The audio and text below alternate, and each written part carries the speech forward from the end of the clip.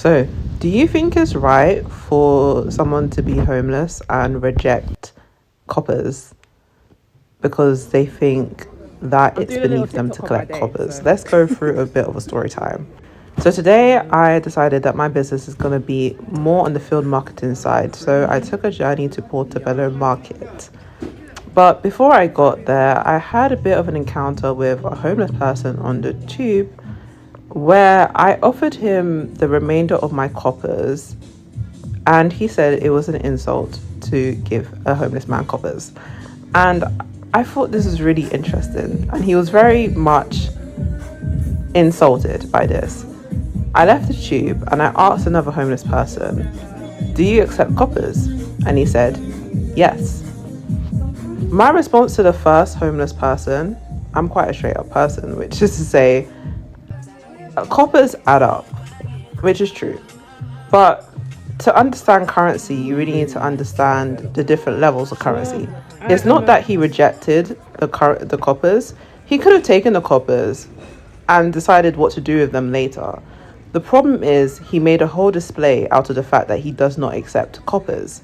So anybody else would feel uncomfortable to give him any money in case they would be insulted by him receiving help.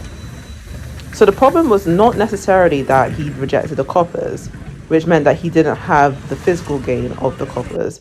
It was also that he lost the potential of anybody else giving him money, maybe £10, maybe £15, because of his lack of gratitude towards the coppers.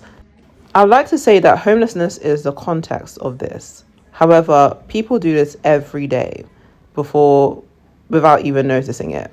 Like, even I am not above the behavior of the first homeless person, where you receive some sort of help, you reject it, and so you ruin the cultural capital of people giving you more. Guys, I love my Fenty Beauty lip gloss, and this is just literally go, like, I need to find that Fenty Beauty lip gloss because I was actually having to like use two on top. Anyways. So that whole instance really solidified my approach to doing field marketing for my business, which was, oh my God, learn how to accept the pennies that people give you. So that's what I focused on today, which is like, what are the pennies that people are giving me rather than what is the big amount that I'm looking for that I feel like is my level versus maybe the pennies are, before you get to any big amount, have you accepted the pennies on the way to get there? So I was grateful for every penny today. I focused on what were the nuggets of information that people were willing to give and contribute. Rather than focusing on the idea that I deserve the £50 note, it's more like, how can I focus on the 50 pennies or the coppers that people give and then see where it led me.